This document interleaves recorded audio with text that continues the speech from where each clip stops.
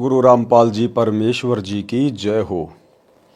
परमपिता परमात्मा सारी सृष्टि के रचनहार, कुल मालिक, असंख्य ब्रह्मांडों के स्वामी, जगत गुरु, तीनों लोकों में प्रवेश करके सबका भरण पोषण करने वाले राजाधीराज, आत्माधार, नाथों के नाथ, देवों के देव महादेव, सर्वेश्वर महेश्वर, मृत्युंजय, अजरो अमर, आदि अनादि सनातनी प्रभु, जगत पिता जगदीश्वर, श्री श्री 1008 की उपाधि के वास्तविक अधिकारी, अकाल मूरत शब्द स्वरूपी राम वासुदेव, सर्वगतम ब्रह्म, परम पूज्य, प्रथम पूज्य, परम संत, परम पुरुष, परम धनी, परम दयालु, सत्य कबीर, हक्का कबीर, अल्लाहु कबीर, अल्लाहु अकबर, बाखबर, अल्लाह ताला, जगत के तारणहार, जगत के मुक्तिदाता, जगत के जगन्नाथ, हारे के सहारे, हिंदुओं के राम, मुसलमानों के अल्लाह, सिखों के वाहिगुरु, ईसाइयों के मसीह, दया के सागर दया निधि, करुणा के सागर करुणा निधि, स्वयंभू परिभू, संकट मोचन, कष्ट हरण, मंगल करण, दुख भंजन, अविगत कबीर,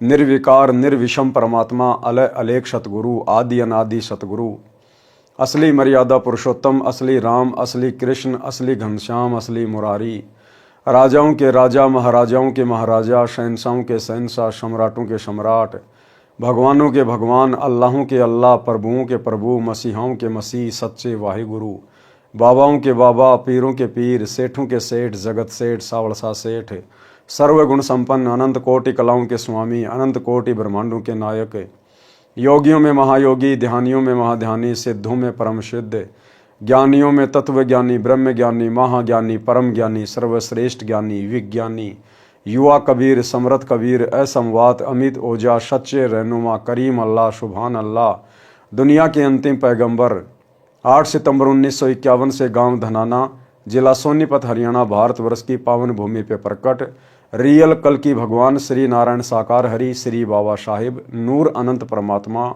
संत श्रोमणी सतगुरु रामपाल जी परमेश्वर जी के चरण कमल में साध संगति से जुड़े हुए आप और हम सभी सत्सेवक भाई बहनों का अनंत कोटि दंडोत प्रणाम।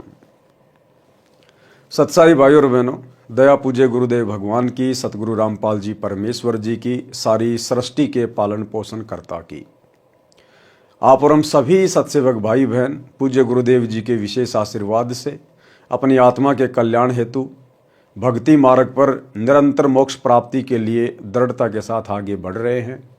भाई और बहनों, पूज्य गुरुदेव जी के कर कमल से लिखित पवित्र पुस्तक मुक्ति बोध के ऊपर वीडियो बनाने की श्रृंखला जारी है। इस श्रृंखला में आज हमारा ये 29वें नंबर का वीडियो है।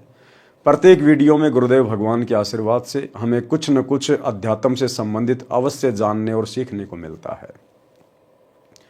आज की वीडियो में पूज्य गुरुदेव जी के आशीर्वाद से हम तैमूर लंग के जीवन पर प्रकाश डालेंगे।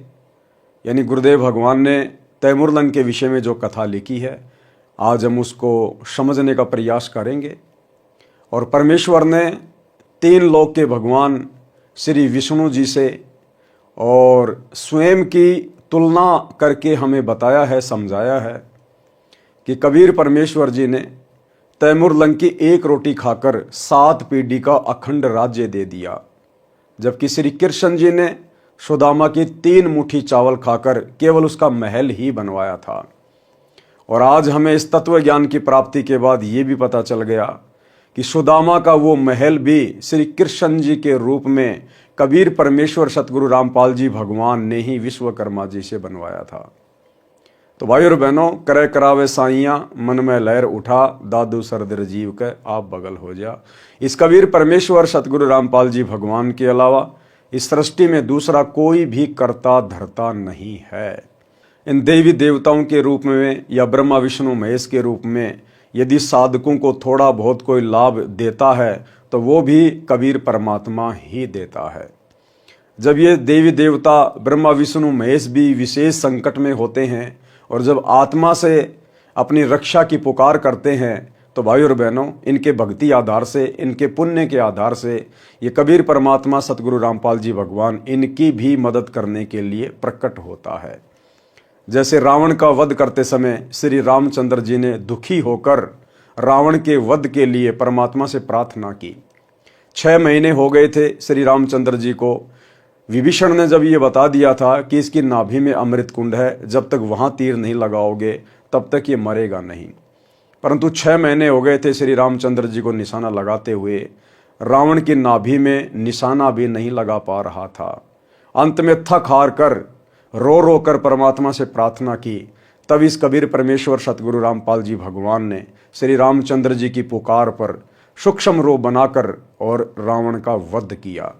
ठीक इसी प्रकार द्वापर में श्री कृष्ण का रूप बनाकर कबीर परमेश्वर सतगुरु रामपाल जी भगवान ने ही कंस का वध किया था। अन्यथा श्री कृष्ण जी तो बालक थे, कंस के सामने बालक बच्चे, उनकी कोई भी साथ नहीं थी कि वो कंस का वध कर देते। चाणूर जैसे पहलवान को भी, कंस केसी जैसे राक्षस को भी इसी कबीर परमात्मा सतगुरु रामपाल जी भगवान ने ही श्री कृष्ण रूप बनाकर मारा था। तो भाई और बहनों, आज हम उसी कबीर परमेश्वर सतगुरु रामपाल जी भगवान की महिमा सुनने जा रहे हैं। पवित्र पुस्तक मुक्ति बोध पेज नंबर 492। तैमूर लंग को 7 पीढ़ी का राज्य कबीर जी ने दिया। कबीर परमात्मा ने 1 रोटी के बदले 7 पीढ़ी का राज तैमूर लंग को दिया। पारक के अंक की वाणी नंबर 1170 से 1180। गरीब दिल्ली अकबराबाद फिरी लाहौर कूंजात, रोटी रोटी करत है किने न बूझी बात। गरीब तिबर लंग तालिब मिले एक रोटी की चाह, जिंदा रूप कबीर धरी तिबर लंग सुनिरा। गरीब दिल्ली अकबराबाद फिरी लाहौर कूंजात, रोटी रोटी करत है किने न बूझी बात। गरीब तिबर लंग तालिब मिले एक रोटी की चाह, जिंदा रूप कबीर धरी तिबर लंग सुनी राह। गरीब रोटी पोई प्रीत से जल का ठूठा हाथ, जिंदे की पूजा करी मात पुत्र दो साथ। गरीब सांकड़ काडी चीड़ की सन्मुख लाई लात, लात घमू के लाए कर जिंदा भया अजाती। गरीब रोटी मोटी हो गई साग पतर विस्तार, 87 छिक गए पंडो जग जो नार। गरीब दुर्वासा पूठे पर कौरव दीन सराप, पंडो पद ल्यो लीन है कौरव तीनों ताप। गरीब 18 खूणी खपी गई दुर्योधन बलवंत, पंडो संग समीप है आदि अंत के संत। गरीब तिबर लंग हूँ म्यों रह मन में कुछ नहीं चाहा, मौज मेहर मोला करी दीन्या तकत बैठाए। गरीब हिंद जिंद सब ही दई सेत बंद लग सीर, गड़गजनी ताबे करी जिंदा इसम कबीर। गरीब 7 सही सड़नी सली पीछे डिगमग ख्याल, औरंगजेब और तिबर लंग इन पर नजर निहाल। गरीब अगले सतगुरु शेर थे पिछले जम्बुक गीद, या में भिन्न भांति हैं देखी दीद बरदीद। पारक के अंक की वाणी नंबर 1170 से 1180 का सरलार्थ। परमेश्वर कबीर जी एक जिंदा बाबा का वेश बनाकर पृथ्वी के ऊपर धार्मिकता देखना चाहते थे।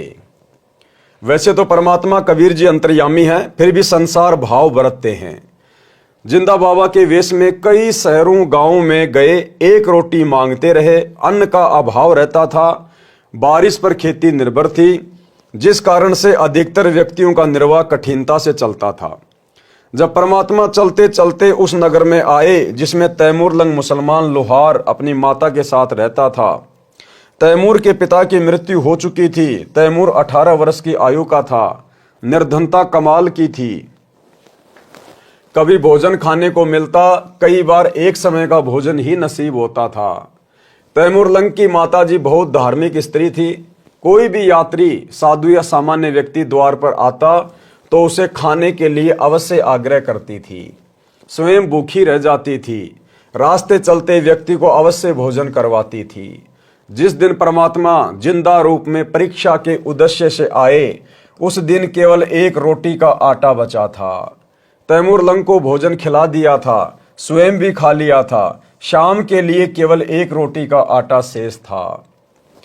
तैमूरलंग अमीर व्यक्तियों की भेड़ बकरियों को चराने के लिए जंगल में प्रतिदिन ले जाया करता।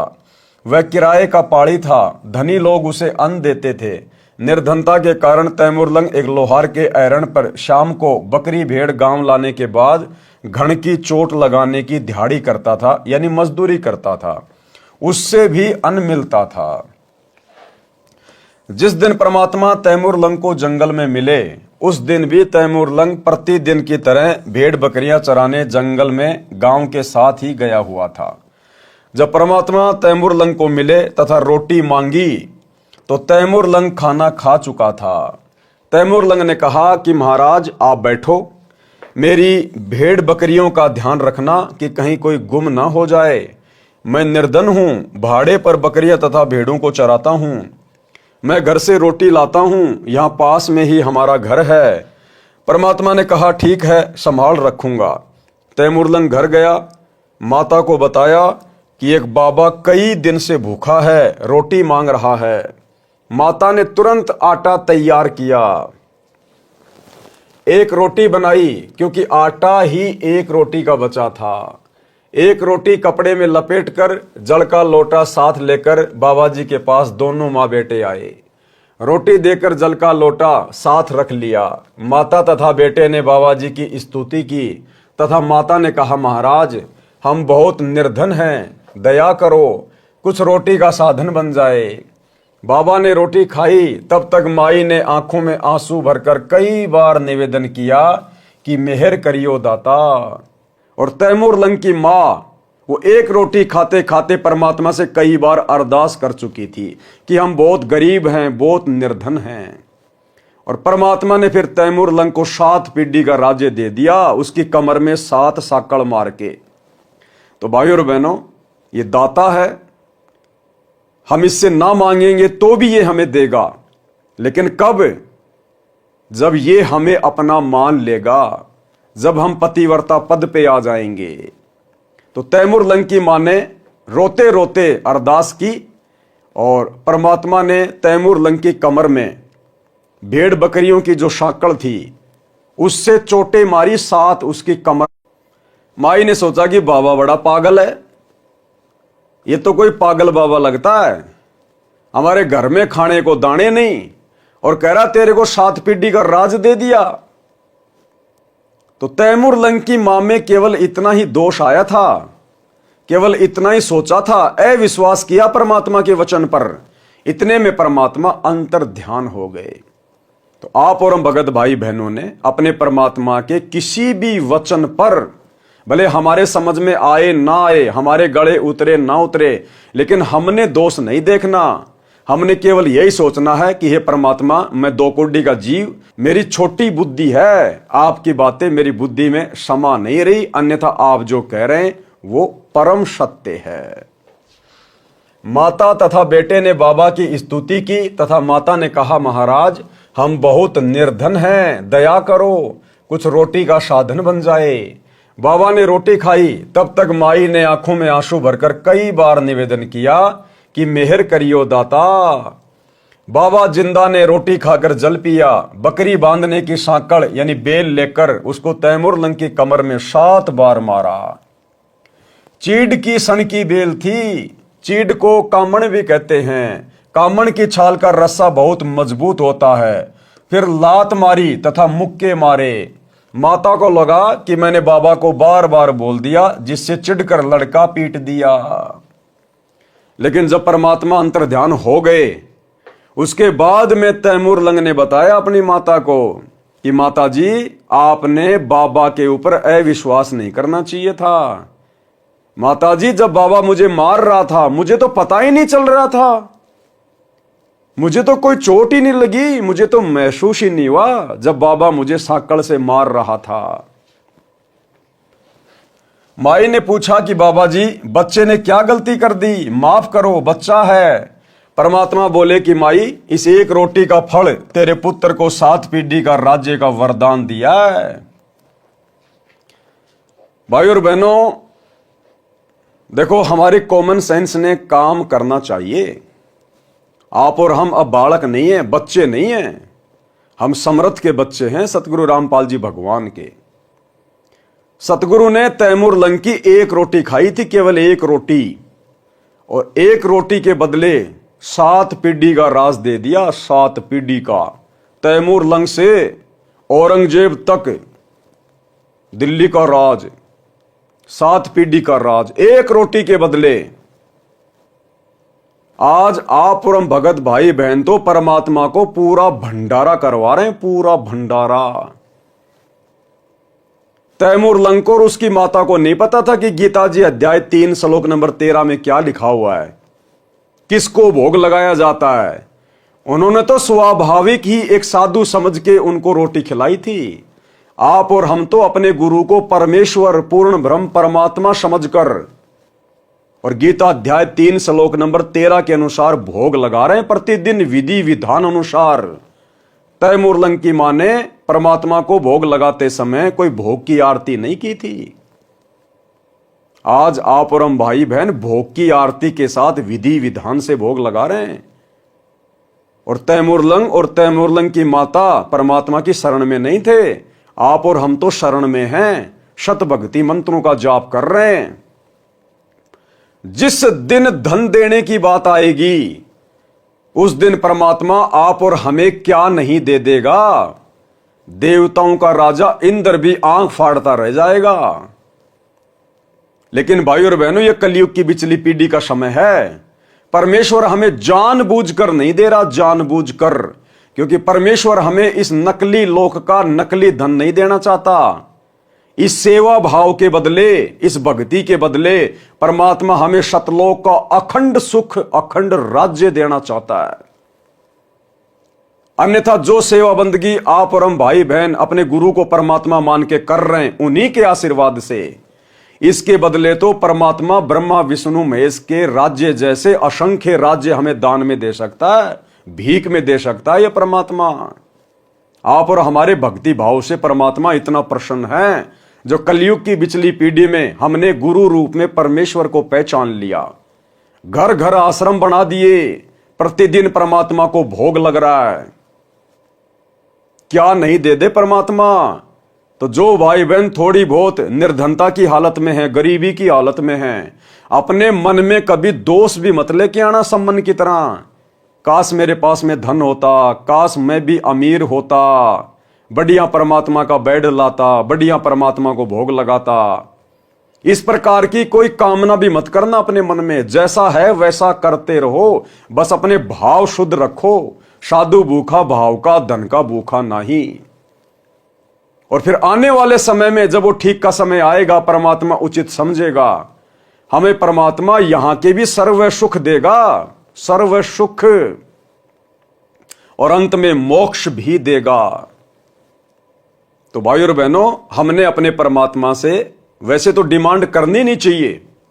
जैसे गुरुदेव कहते हैं ना कि अगर भगवान से मांगना है तो इतना मांगो कि साईं इतना दीजिए जामे कुटुंब समाए, हम भी भूखे ना रहे साधु ना भूखा जाए। हमने तो इस कलयुग की बिचली पीढ़ी में इतना भी नहीं मांगना। अरे यदि हम सत भक्ति कर रहे हैं, गुरु को परमात्मा मान रहे हैं, तो उसका विधान है बिना मांगे देगा। यदि हम तीनों समय की आरती विधि विधान से कर रहे हैं, गुरु को इष्ट मान के कर रहे हैं, हाथ में भक्ति बोध लेकर उनके सामने खड़े होके कर रहे हैं, तो भक्ति बोध में हम अपने परमात्मा से रोजाना मांगते ही तो हैं। गरीब उत्तम कुल करतार दो, द्वादश भूषण संग, रूप दरवे दो, दया करो ज्ञान भजन सत्संग, शील संतोष विवेक दो, दया अक्षमा इकतार, भाव भक्ति वैराग्य दो, नाम निरालम सार, योग युक्ति स्वास्थ्य जगदीश दो, सूक्ष्म ध्यान दयाल। तो सुबह के नित्य नियम से लेकर दोपहर की आरती और संध्या आरती, हम इसमें परमात्मा की महिमा भी करते हैं। हम परमात्मा से आवश्यक वस्तुएं मांगते भी हैं, भक्ति भाव भी मांग रहे हैं। तो यदि हम विधि विधान से भक्ति करेंगे तो हमारा गुरुदेव भगवान, हमारा परमात्मा गूंगा बहरा नहीं है, ये अंतर्यामी परमात्मा है। ये फिर अपने विधि विधान अनुसार बिन मांगे देगा, बिन मांगे। यदि हमने आम का पेड़ लगा दिया और यदि उसकी देखभाल कर रहे हैं तो समय आने पर आम का पेड़ आम ही देगा, और इतने देगा हम भी खाएंगे, पड़ोसी भी खाएगा, रिश्तेदार भी ले जाएंगे, फिर भी लदपद रहेंगे। तो इस कलयुग की बिचली पीढ़ी में तो भक्तों ने अपने गुरुदेव भगवान से मांगना भी नहीं है। अगर मांगना भी है तो परमात्मा ने बताया कि भक्ति दान मोय दीजियो देवन के देवा हो, उसमें सब कुछ आ गया, हमने सब कुछ मांग लिया।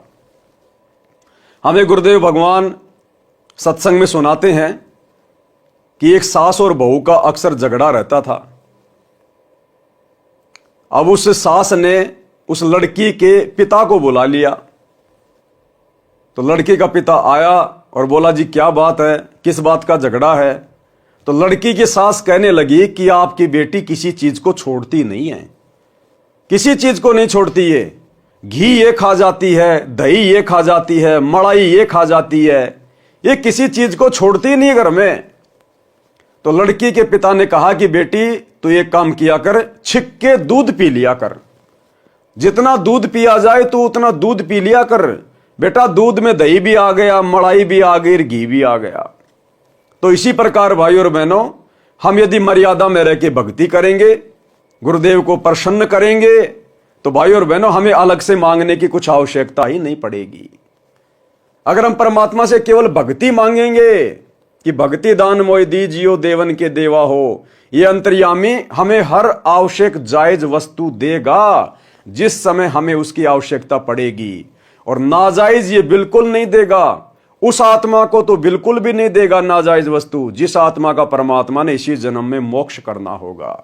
इसलिए हमने अपने गुरुदेव भगवान की रजा में राजी रहते हुए, जैसा भी परमात्मा ने हमें घर परिवार दिया है, संपत्ति दी है, हमने उसी में प्रसन्न रहकर गुरु जी का प्रसाद मानकर खुशी खुशी अपनी भक्ति पे लगे रहना है। जब देने का समय आएगा परमात्मा इतना दे देगा, आप और हमने हाथ जोड़ने पड़ जाएंगे कि परमात्मा इससे ज्यादा नहीं। तो हमने अपने गुरु पर विश्वास रखना चाहिए। परमात्मा बोले कि माई, इस एक रोटी का फल तेरे पुत्र को 7 पीढ़ी का राज्य का वरदान दिया है। जो 7 बार बेल यानी सांकड़ मारी है, जो लात तथा मुक्के मारे हैं, ये इसका राज्य टुकड़ों में बढ़ जाएगा। माई को लगा कि बाबा पागल है, अब गुरुजी के प्रति दोष आ गया, परमात्मा के प्रति, साधु की बात के प्रति दोष आ गया। माई को लगा कि बाबा पागल है, रोटी शाम की भी नहीं है और कह रहा है तेरा बेटा राज करेगा। माई विचार ही कर रही थी कि बाबा जिंदा अंतर ध्यान हो गया। तो आज गुरुदेव भगवान हमें जो जो बातें बता रहे हैं, हमने प्रत्येक बात को पत्थर की लकीर समझ लेना चाहिए। साध वचन पलटे नहीं, चाहे पलट जाए ब्रह्मांड। कि बच्चों अगर मर्यादा में रहकर अंतिम श्वास तक भक्ति करते रहे तो इसी जन्म में तुम्हारा मोक्ष पक्का है। तो यह सतगुरु का वचन है। यदि हम सतगुरु की मर्यादा के अनुसार भक्ति करते रहे तो सतगुरु का वचन निष्फल नहीं हो सकता। हमारा अगला कदम सतलोक में ही होगा।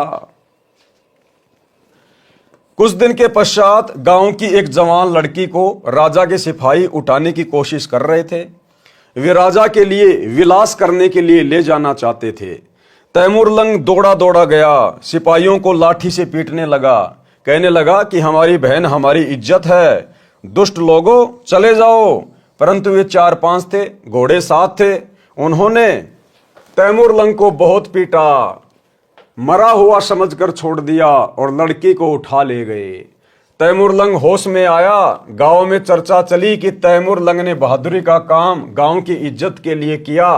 अपनी जान के साथ खेलकर गांव की इज्जत बचानी चाहिए। गांव के प्रत्येक व्यक्ति की हमदर्दी का पात्र बन गया। ये भी कोई परमात्मा की रजा थी उसके ऊपर।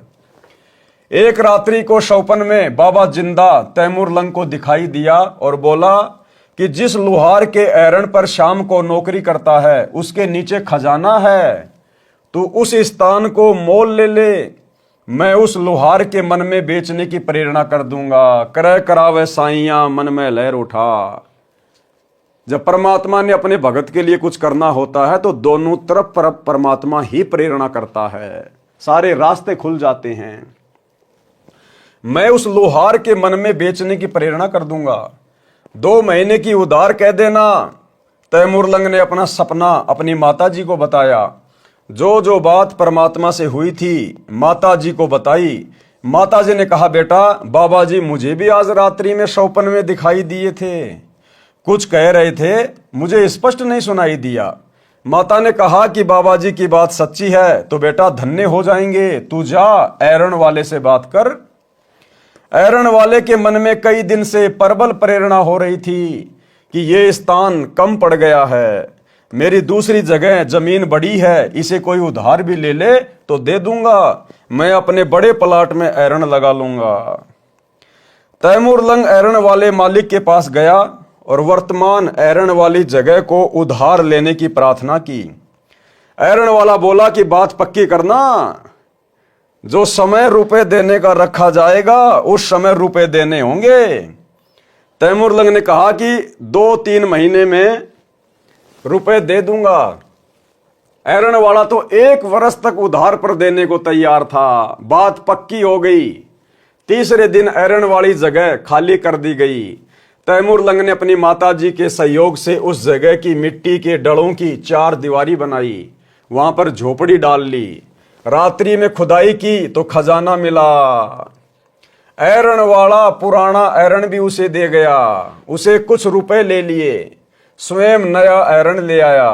परमात्मा स्वप्न में फिर तैमूर लंग को दिखाई दिए तथा कहा कि बेटा खजाने से थोड़ा थोड़ा धन निकालना, उससे 1-2 घोड़ा लेना, उन्हें महंगे सस्ते लाभ हानि में जैसे भी बिके बेच देना, फिर कई घोड़े लाना, उन्हें बेच आना। जनता समझेगी कि तैमूर लंग का व्यापार अच्छा चल गया।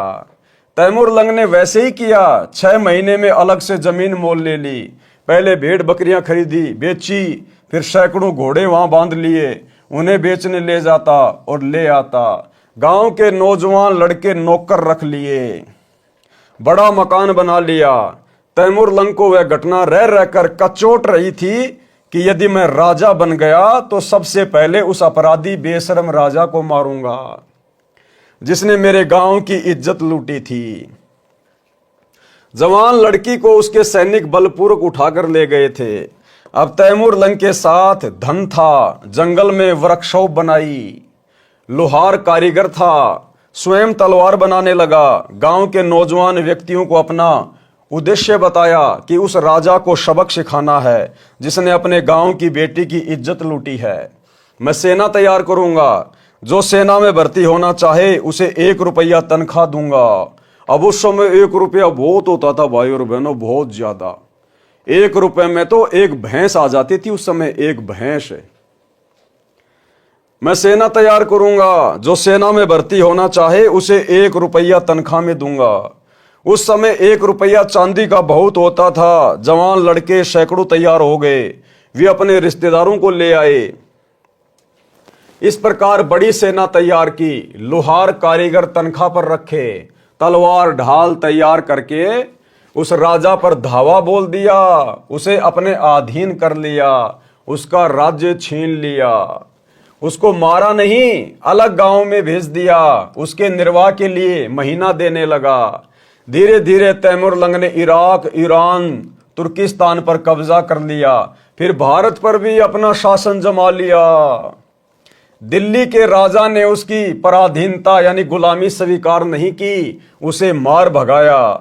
उसके स्थान पर बरेली के नवाब को दिल्ली का वायसराय बना दिया, जो तैमूर लंग का गुलाम रहा। उसे प्रति 6 महीने फसल कटने पर कर देकर आता था।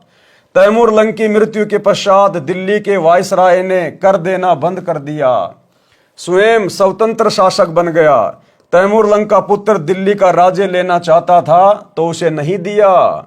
बाबर तैमूर लंग का तीसरा पोता था। उसने बार बार युद्ध करके अप्रैल सन 1526 में भारत का राज्य प्राप्त कर लिया। अब भाई और बहनों, इतिहास की ये गूढ़ बातें कि तैमूर लंग ने एक बरेली के वायसराय को दिल्ली की गद्दी पे बैठाया और तैमूर लंग के मरने के बाद में उस वायसराय ने अपने आप को स्वतंत्र राजा घोषित कर दिया। ये बातें आपको इतिहास में भी देखने और ढूंढने को नहीं मिलेंगी। जो बातें परमेश्वर जी अपने कर कमल से लिख रहे हैं, क्योंकि तैमूर लंग को 7 पीढ़ी का राज्य देने वाला कोई और नहीं था, स्वयं सतगुरु रामपाल जी भगवान थे। इनसे भला क्या छुपा हुआ है। उसने बार बार युद्ध करके अप्रैल 1526 में भारत का राज्य प्राप्त कर लिया। बाबर का पुत्र हुमायूं था, हुमायूं का अकबर, अकबर का जहांगीर, जहांगीर का शाहजहां, शाहजहां का पुत्र औरंगजेब हुआ। 7 पीढ़ियों ने भारत पर राज्य किया।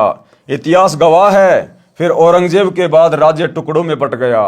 अन्नदेव की आरती में भी संत गरीबदास जी ने कहा है कि रोटी तैमूर लंग को दीनी, यानी तैमूर लंग ने परमात्मा को एक रोटी खिलाई थी, ताते 7 पादशाही लीनी। उसके बदले 7 पीढ़ी का राज दे दिया परमात्मा ने, 7 पीढ़ी का राज।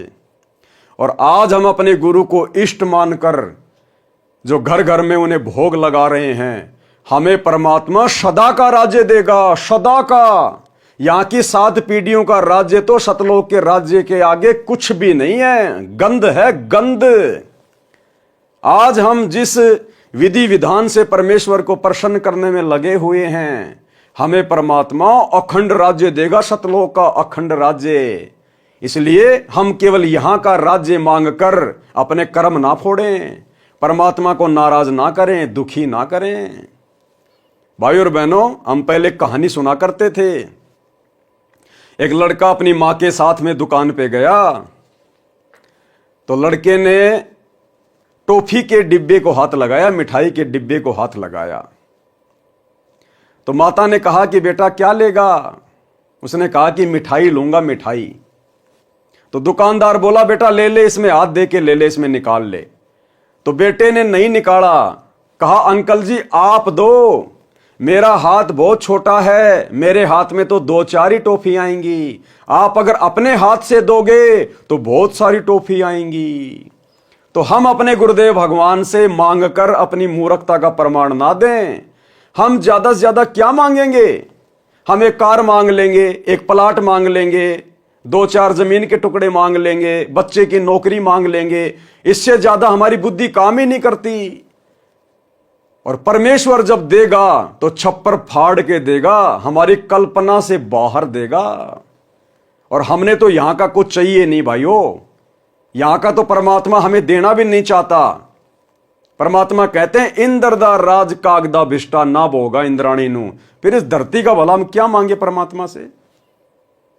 हमें जिस चीज की आवश्यकता थी युगों युगों से, जो चीज सदा हमारे साथ में रहेगी, वो भक्ति हमें गुरुदेव ने दे दी। कबीरा सब जग निर्धना धनवंता ना कोई, और धनवंता सो जानिए जिसके पास राम नाम धन होए। इससे बड़ा धन तो सृष्टि में कहीं नहीं है, 21 ब्रह्मांड में नहीं है इससे बड़ा धन, जो धन हमें गुरु जी ने दे दिया। परमात्मा कहते हैं गुरु समान दाता नहीं, याचक शिष्य समान, और 3 लोक की संपदा सो गुरु दीनी दान। ये जो सतनाम है, जो प्रथम नाम है, जो भक्ति है, भक्ति में सब कुछ आ जाता है। ये हमें परमात्मा ने दान में दे दी। ये 3 लोक की संपदा से भी बड़ी संपत्ति है। अब इस भक्ति से ज्यादा और हम क्या मांग सकते हैं अपने भगवान से? तो भाई और बहनों, हमने केवल मर्यादा में रह के भक्ति करनी है। बाकी हमें समय पर जिस चीज की आवश्यकता होगी और गुरुदेव भगवान उचित समझेंगे तो हमें उसके भरोसे बिल्कुल भी नहीं रहने देंगे, बिल्कुल भी। तो हमने तो अपनी भक्ति पर ध्यान देना है। रोटी तैमूर लंग को दीनी, ताते 7 पादशाही लीनी। तैमूर लंग को परमात्मा उसी जिंदा वाले वेश में फिर मिले जब वह 80 वर्ष का हो गया था, शिकार करने गया था, राजा था। तब उसको समझाया कि भक्ति कर राजा, नहीं तो नरक में गिरेगा। भूल गया वो दिन जब एक रोटी ही घर पर थी। उस समय तैमूर लंग बाबा के चरणों में गिर गया, दीक्षा ली, राज्य पुत्र को दे दिया। 10 वर्ष और जीवित रहा। वह आत्मा जन्म मरण में है। वो तैमूर लंग भी जन्म मरण में है, जन्म मरण में, 7 पीढ़ी का राज्य लेकर भी। और भाई और बहनों, पता नहीं उस तैमूर लंग को वर्तमान में मौका मिलेगा या नहीं मिलेगा, लेकिन आप और हम अपनी किस्मत को सराहें कि आप और हमें परमात्मा ने वर्तमान में मौका दे दिया पूर्ण मोक्ष प्राप्ति का, अखंड सुख प्राप्ति का, जो मौका ब्रह्मा विष्णु महेश को भी प्राप्त नहीं है।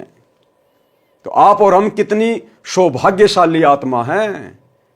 हमें परमात्मा क्या नहीं दे दे, लेकिन परमेश्वर हमें जानबूझकर नहीं दे रहा, जानबूझकर। अन्यथा आप और हमारे भाग्य से अधिक धन, राज्य, सुख तीनों लोकों में किसी के भाग्य में नहीं लिखा हुआ है, लेकिन परमेश्वर जानबूझकर उसको कैंसिल कर रहे हैं और हमसे भक्ति करवाने के लिए हमें परमात्मा इस स्थिति में रखे हुए हैं। इसलिए हमने गुरुदेव की रजा में ही राजी रहना है। ये 10, 15, 20 वर्ष हमने ऐसे ही काट देनी है, पता भी नहीं चलेगा कब ये समय कट जाएगा और हमारा अगला कदम सतलोक में होगा। वह आत्मा जन्म मरण में है, परंतु भक्ति का बीज पड़ गया।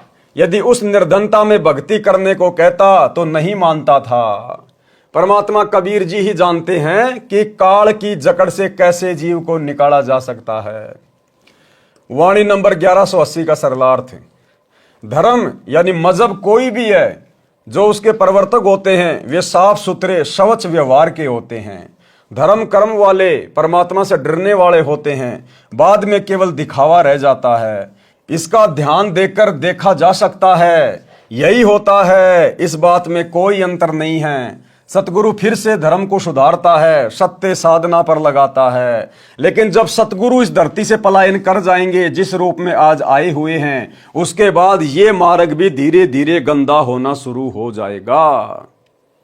जब तक सतगुरुदेव भगवान धरती पर हैं, परमात्मा इस भक्ति को परवान चढ़ाएंगे।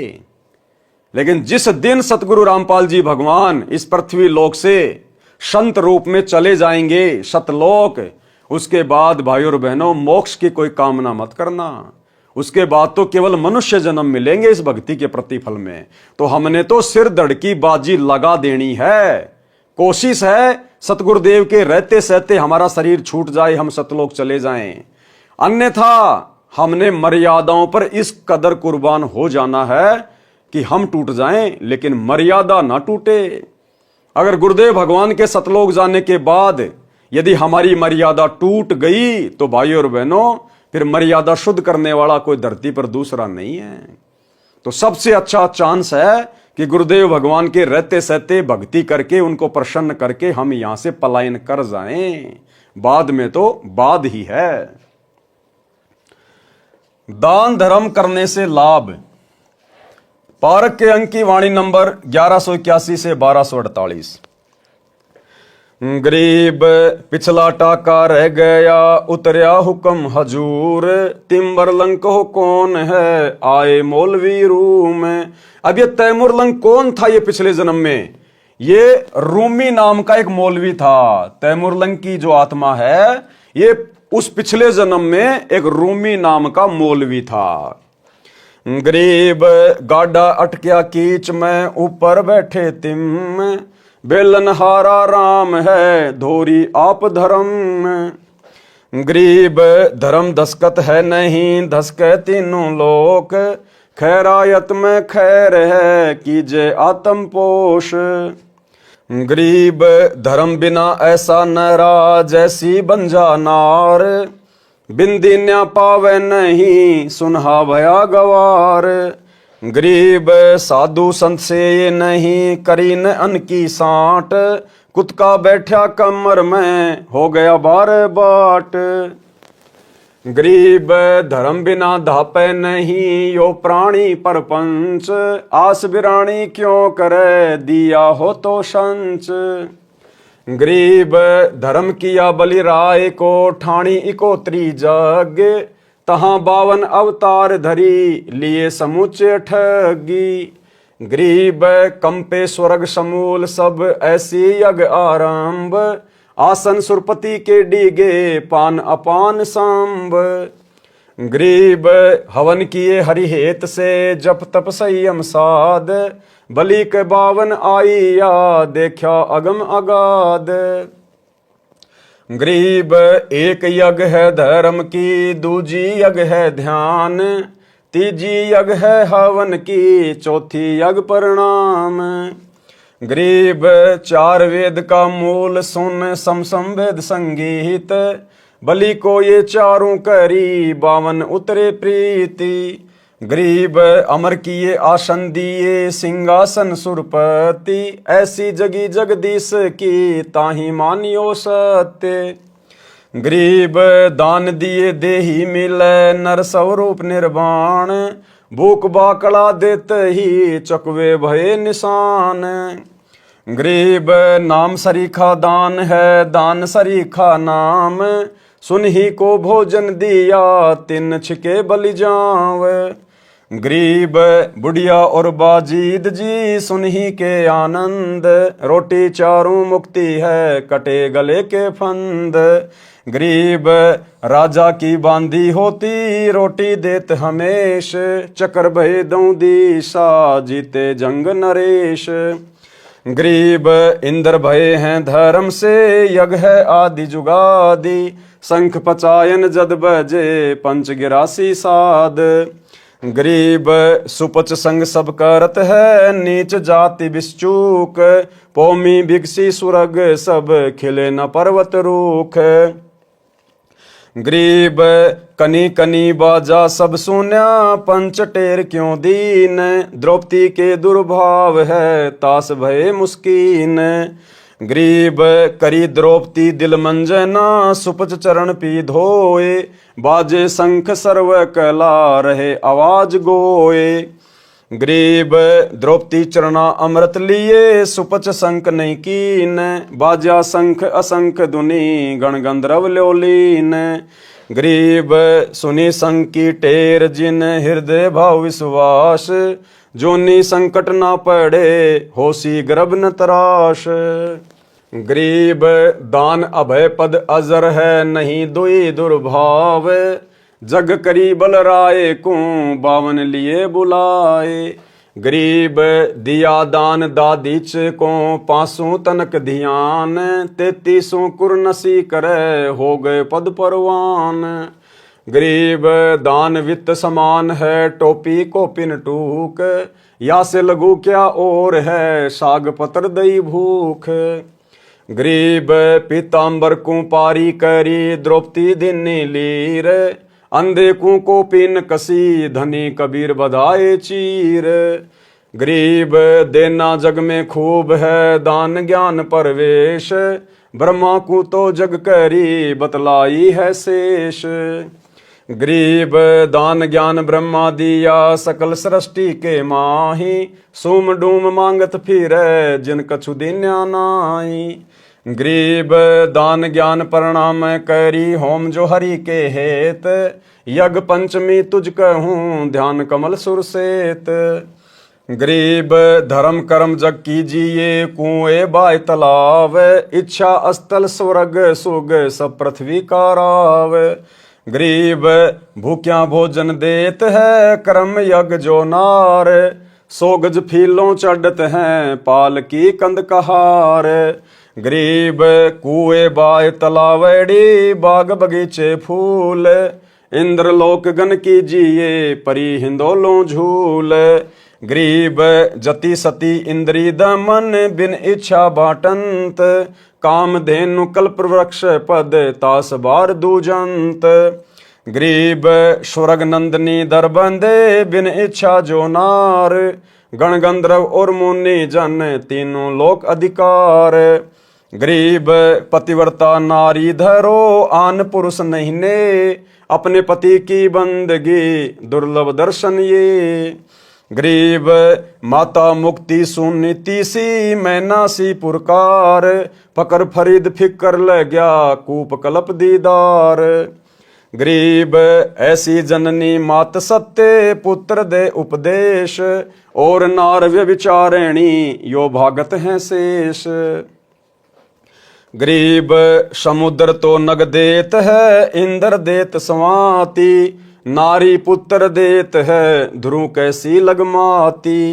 गरीब 7 धात पृथ्वी दई 7 अन्न परवीन, वृक्षा नदियों फल दिए यो नर मूड कुलीन। गरीब जिन पुत्र नहीं जग करी पिंड प्रदान पुराण, नाहक जग में अवतरे जिनसे निका स्वान। गरीब बिना धर्म क्या पाइए 14 भवन विचार, चमरा चूक्या चाकरी स्वर्ग हूँ में बेकार।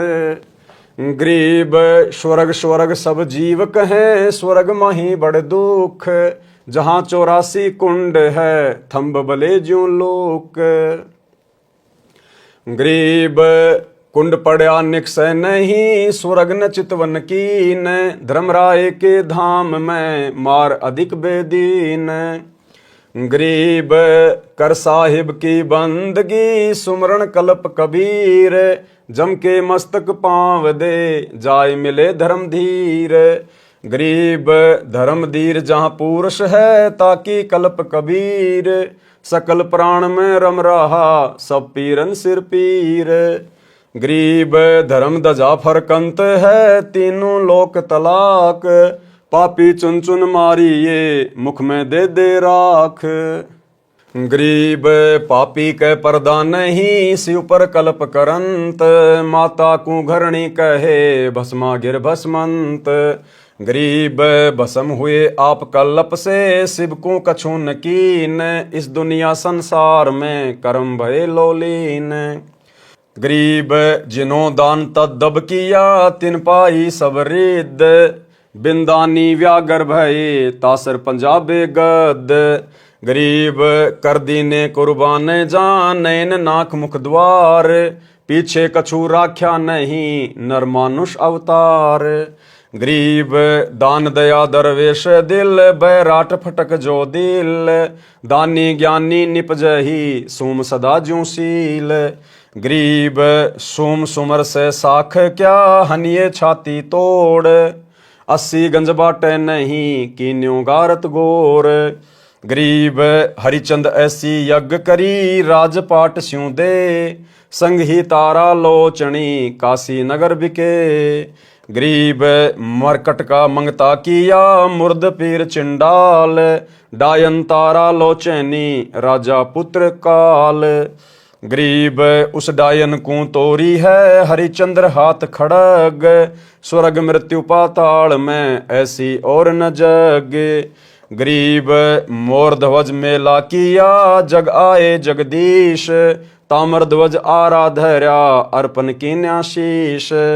गरीब अम्बरीश आनंद में यज्ञ रूप सब अंग, दुर्वासा को दव नहीं चक्र सुदर्शन संग। गरीब राजा अधिक पुरूरवा होमी दई जिंदे, 3 लोक साका भया अमर अभय पद ने। गरीब मरुत यज्ञ अद की करी, पृथ्वी सर्वस दान, अनंत कोटि राजा गए पद चीनत परवान। गरीब नगरपुरी भद्रावती, जोब नाद का राज, श्याम करण जिसके बंद्या खूहनी अनगत साज। गरीब गए भीम जहाँ सारथी, श्याम करण को लेन, भारत करी घोरा लिया तास यज्ञ तहाँ देन। गरीब गोरख जोगी ज्ञान यज्ञ करी, तत्वे ता तरबीत, सतगुरु से भेटा नहीं हो गए शब्दातीत। गरीब सेव सम्मन जग करी, शीस भेद कर दीन, सतगुरु मिले कबीर से शीस चढ़े फिर सीन।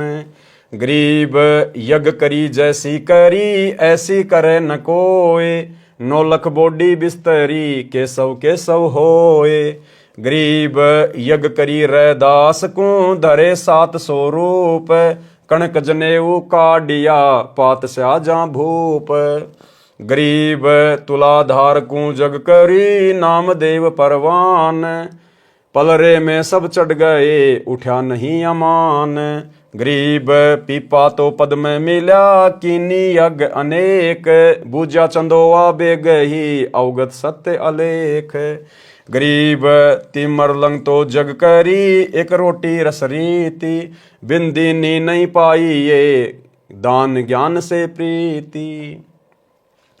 अब परमेश्वर ने इन तमाम वाणियों में दान धर्म करने का प्रतिफल बताया है कि किस प्रकार से तो हमें दान धर्म करना चाहिए और किन परिस्थितियों में किए गए दान धर्म का परमात्मा फिर भगत को खुलकर परिणाम देता है।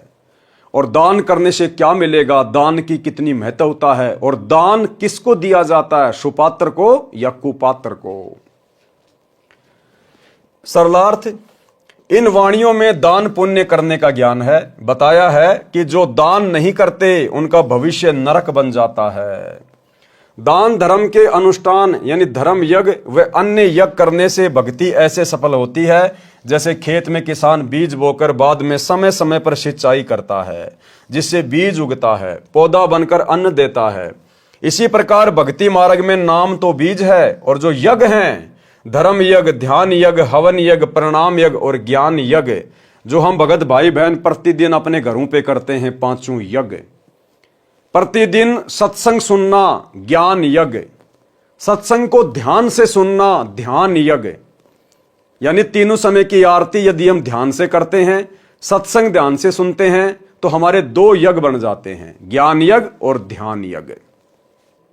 हम गुरुदेव भगवान को प्रतिदिन दंडवत प्रणाम करते हैं। अगर हम निरअभिमानी होकर, निष्कपटी होकर, गुरु को परमेश्वर मानकर और जो विधि गुरुदेव ने बताई दंडवत प्रणाम करने की, यदि हम उस विधि से दंडवत प्रणाम करते हैं तो प्रतिदिन हमारा वो प्रणाम यज्ञ हो जाता है।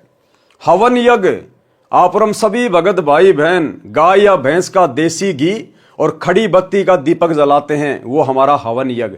तो 4 यज्ञ हो गई, ज्ञान यज्ञ, ध्यान यज्ञ, प्रणाम यज्ञ, हवन यज्ञ, और 5वीं यज्ञ धर्म की।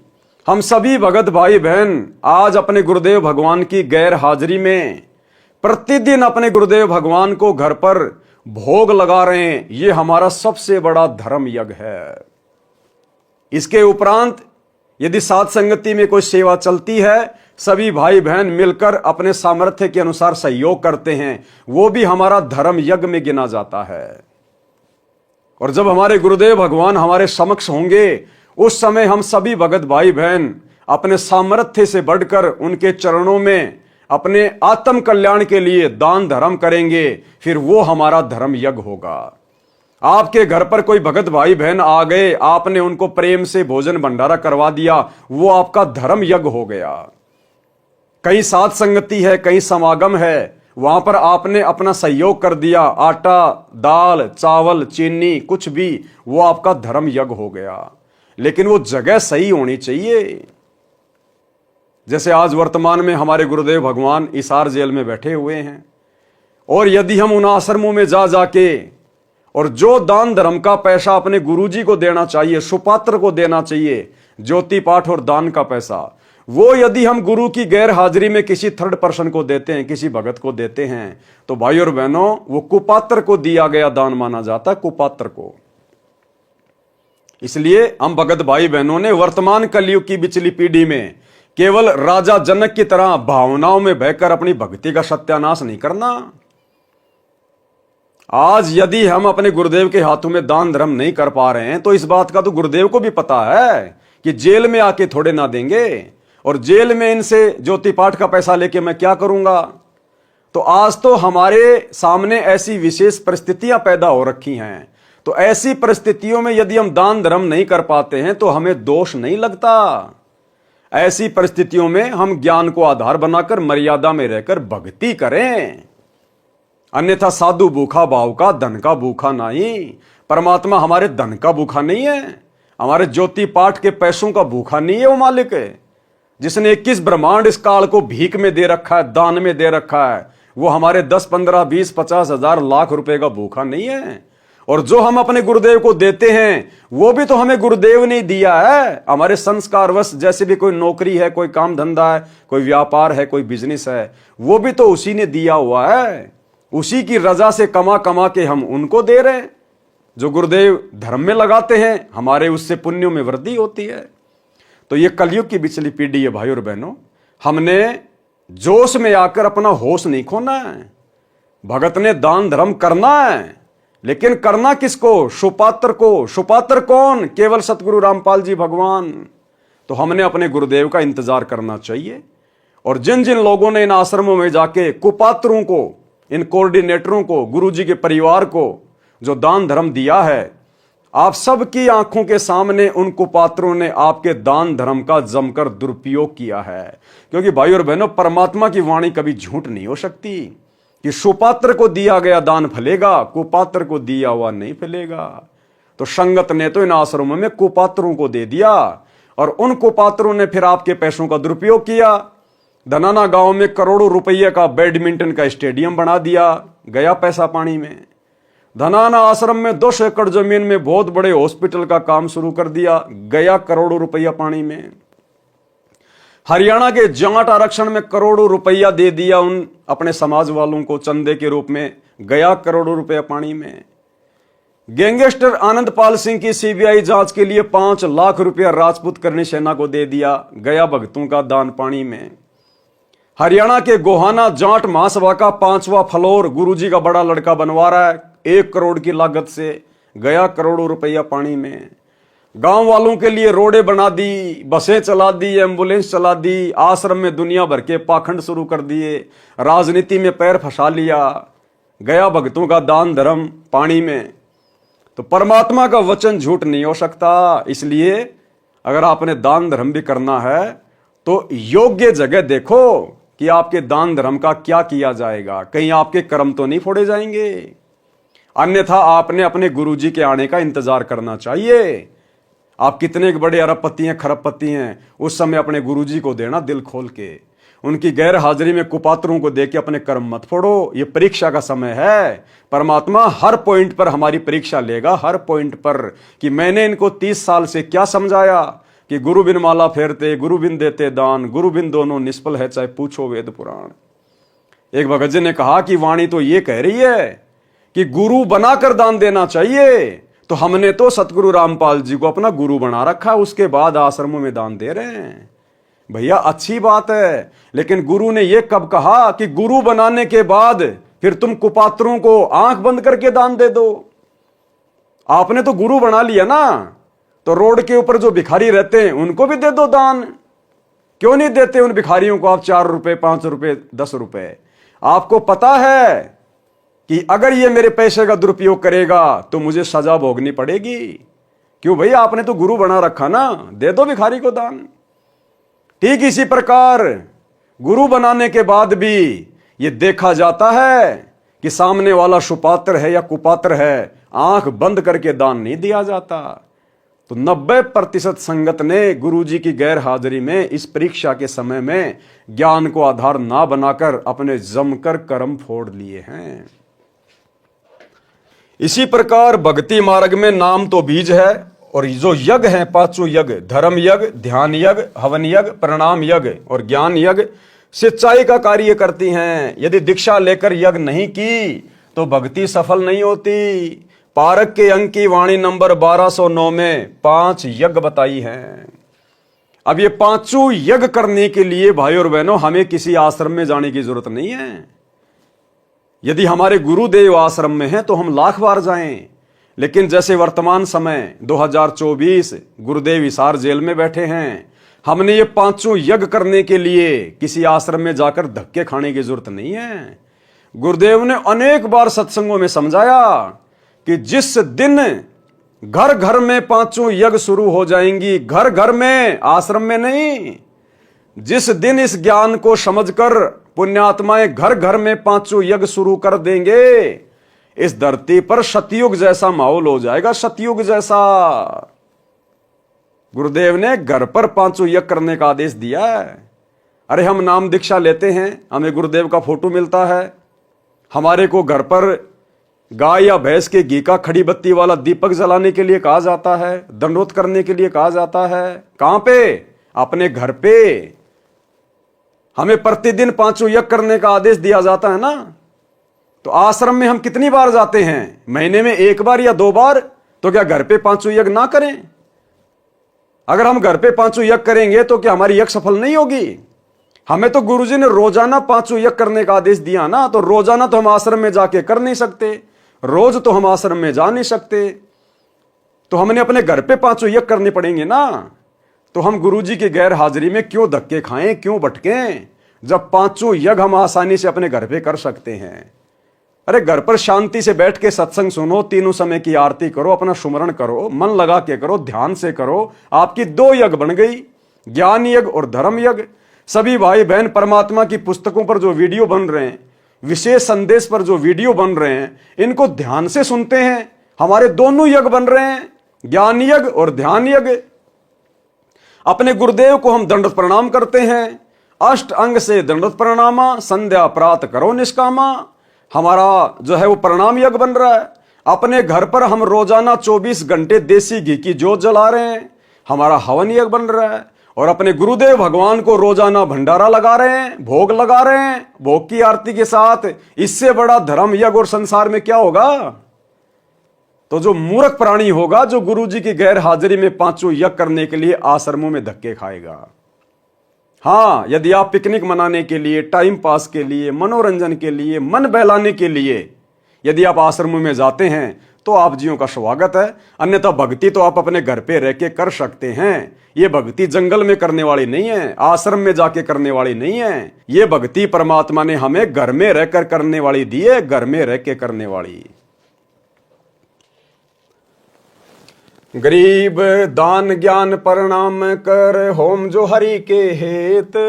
यज्ञ पंचमी तुझ कहूं, ध्यान कमल सुरसेत। अर्थात दान यानी धर्म यज्ञ, ज्ञान यज्ञ, प्रणाम यज्ञ, होम यानी हवन यज्ञ और पांचवा ध्यान यज्ञ। ये पांचों यज्ञ साधक को गुरुजी के आदेश अनुसार करनी चाहिए।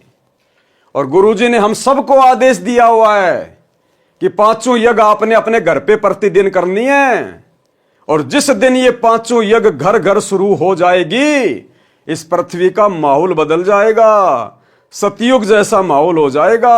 औरत कभी विधवा नहीं होगी, घर में कोई अमंगल नहीं होगा, माता पिता की आंखों के सामने बच्चों की मृत्यु नहीं होगी, अकाल मृत्यु नहीं हो सकती, एक्सीडेंट में मृत्यु नहीं हो सकती, किसी भयंकर बीमारी से मृत्यु नहीं हो सकती।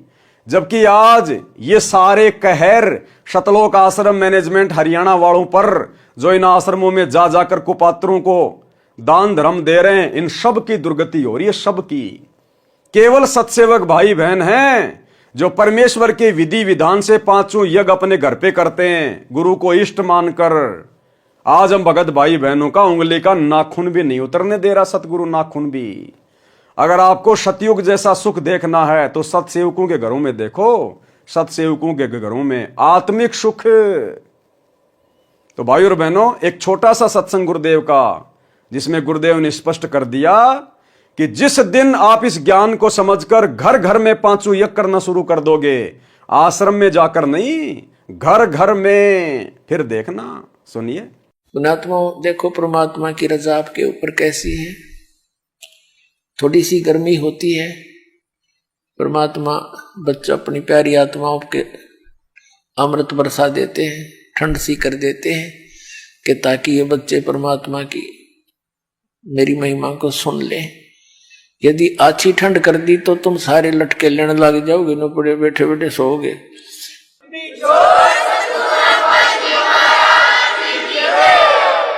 तो जितनी आवश्यकता है उतना ही अपने बच्चों को डोज देंगे। और पुण्यात्माओं, यदि जिसमें पूरा विश्व इस सत भक्ति को स्वीकार करके और अपने अपने घरों में ये पांचों यज्ञ किया करेगा। और पुण्यात्माओं, यदि जिसमें पूरा विश्व इस सत भक्ति को स्वीकार करके और अपने अपने घरों में ये पांचों यज्ञ किया करेगा, फिर देखना। सतयुग में ऐसा होता था, इतने पुण्यकर्मी प्राणी होते थे, यदि कोई 10 व्यक्ति बैठकर और चर्चा कर देते थे कि भगवान वर्षा नहीं हुई, आपके बच्चे दुखी हो गए, उसी समय परमात्मा वर्षा कर देते थे। यानी कोई अभाव सतयुग में नहीं होता था। पिता से पहले पुत्र नहीं मरता था, स्त्री विधवा नहीं होती थी। अपने आत्माओं, जब हमारे कर्म सुधर जाएंगे और जो हम कर्म कर रहे हैं सत भक्ति ये पूरा विश्व करेगा, तो सब वही सतयुग जैसा ही एक बार फिर से वातावरण होगा। तो भाई और बहनों, आप लोगों को यकीन हो जाना चाहिए कि साध संगतियों में जो भी बातें बताई जाती हैं परमात्मा के ज्ञान आधार से ही बताई जाती हैं। जैसे पूर्व की वाणियों में तैमूर लंग को परमात्मा मिले, इसका कारण है कि किसी जन्म में यह आत्मा परमात्मा कबीर जी की शरण में आकर साधना किया करती थी। सुख होने पर काल तुरंत परमात्मा को बुलाता है, सुख होने पर काल तुरंत परमात्मा को बुला देता है। जीव भक्ति भी करता है लेकिन गफलत करता है। गुरु जी के परिवार को बहुत ज्यादा सुख हो गए, बहुत ज्यादा सुख हो गए। आज गुरु जी उनको याद भी नहीं आता। नरेंद्र मोदी याद आता है कि कैसे उसकी रैली में भक्तों को बसों में भरकर भेजना है। राजनेता याद आते हैं, अपने जाट समाज के लोग याद आते हैं कि कैसे भक्तों के दान का दुरुपयोग करके और जाटों के धर्मशाला बनवा के भक्तों के कर्म फोड़ने हैं। दुनियादारी याद आती है, राजपूत करणी सेना, गुंडों की सीबीआई जांच, जाट आरक्षण, भाईचारा निभाना, भक्तों के कर्म फोड़ने के लिए ज्योति पाठ का पैसा करोड़ों में चंदे के रूप में देना। ये परमात्मा की वाणी है कि जब जीव को सुख हो जाता है वो भगवान बोलता है। इसलिए परमात्मा कहते हैं, सुख के माथे पत्थर पड़ो जो नाम हृदय से जाए, और बलिहारी उस दुख के ऊपर जो पल पल नाम रटाए। तो भाई इन कोऑर्डिनेटरों को परमात्मा ने सुख दे दिए, क्योंकि ये तो गुण है भगवान का। अगर भक्ति करोगे, सुमरण करोगे तो सुख तो मिलेगा। अरे आप मजदूरी करोगे तो तनख्वाह तो मिलेगी। लेकिन ये सुख ज्ञान पूरा ना होने के कारण फिर ये सुख हमारे जीवन को तबाह कर देता है, तबाह, परमात्मा से दूर कर देता है। फिर हम मर्यादाओं को लेकर सीरियस नहीं होते। टूट रही है तो टूटने दो, भाड़ में जाओ भक्ति, हम तो ऐसे ही चलेंगे। तो आज देख लो क्या हालत हो रही है 90% संगत की, गुरु जी के परिवार की, इन कोऑर्डिनेटरों की। आज हमें ये बेशक सुखी दिखाई दे रहे हैं लेकिन इनका भविष्य अंधकार में है, अंधकार में। सुख होने पर काल तुरंत परमात्मा को बुलाता है। तैमूर लंग ने फिर अनेकों पशु पक्षियों के जन्म भोगे। अब देखो भाई और बहनों, जिसकी एक रोटी खाकर परमात्मा ने 7 पीढ़ियों का राज दिया, वो आत्मा परमात्मा से उपदेश लेने के बाद भी पशु पक्षी की योनि में गई, पशु पक्षी की योनि में। तैमूर लंग ने फिर अनेकों पशु पक्षियों के जन्म भोगे। जब मानव जन्म हुआ, धर्म के अभाव में निर्धन घर में जन्मा। ये पिछला टांका रह गया था, साहिब हकना राक्षी, जब मांगो तब दे। कभी किसी जन्म में तैमूर लंग परमात्मा की शरण में था, लेकिन भक्ति सही नहीं करी, फिर पशु पक्षियों की योनियों में चल गया। फिर उसको मनुष्य जन्म मिला। उस पिछली भक्ति के कारण, थोड़े बहुत कोई दान पुण्य के कारण वो टांका रह गया, टांका। उसके बदले में परमात्मा फिर आया अपनी आत्मा के पास, फिर एक रोटी खाई, और फिर एक रोटी खाने के कारण परमात्मा ने 7 पीढ़ी का राज दिया। कितना दयालु है परमात्मा, हमारी कितनी गलतियां माफ करता है। भले हमारी गलतियां भगवान माफ करता है, लेकिन हम तो कष्ट उठा लेते हैं। हम तो पशु पक्षियों के जन्म में जाके फिर वो भोग भोगते हैं, दुख तो उठाते ही हैं। तो भाई और बहनों, आज हमें गुरुदेव ने सबका और सारा इतिहास बता दिया, आगे पीछे का। अगम निगम की खोज ले, बुद्धि विवेक विचार, उदय अस्त का राज मिले तो बिना नाम बेगार। हमने तो सुरती सतलोक में टिका के रखनी है। जीवन रूपी गाड़ी पाप कर्मों की कीच यानी कीचड़ में धस जाती है, तो धर्म उस गाड़ी को पाप रूपी कीचड़ से निकालने वाला दमदार बैल है। पारक के अंक की वाणी नंबर 1183-1186। गरीब धर्म धसकत है नहीं, धसके तीनों लोक, खैरायत में खैर हैं कीजे आत्म पोष। गरीब धर्म बिना ऐसा नरा, जैसी बांझ नार, बिंदी न्या पावे नहीं, सुनहा बया गंवार। गरीब साधु संत से नहीं, करी न अन्न की सांट, कुतका बैठा कमर में, हो गया 12 बाट। गरीब धर्म बिना दापे नहीं, यो प्राणी परपंच, भाई आस बिरानी क्यों कह रहे, तन दिया हो तो संच। सरलार्थ, धर्म कभी नष्ट नहीं होता, तीनों लोक नष्ट हो जाते हैं। खैरायत यानी दान धर्म करने से बचाव है, खैरायत में खैर है। इसलिए धर्म भंडारा लंगर करके धर्म करना चाहिए। जो धर्म नहीं करते उनको भक्ति का कोई लाभ नहीं मिलता। उदाहरण दिया है कि जैसे बांझ स्त्री का विवाह भी हो जाता है परंतु संतान नहीं होती, इसी प्रकार धर्म बिना भक्ति सफल नहीं होती। और वर्तमान इस कलयुग की बिचली पीढ़ी में, इस मोक्ष के प्राइम टाइम में, जिस औरत के संतान नहीं है, जिसको दुनिया वाले बांझ कहते हैं, भाई वो स्त्री दुनिया की सर्वश्रेष्ठ आत्माओं में से है, सर्वश्रेष्ठ आत्माओं में से है।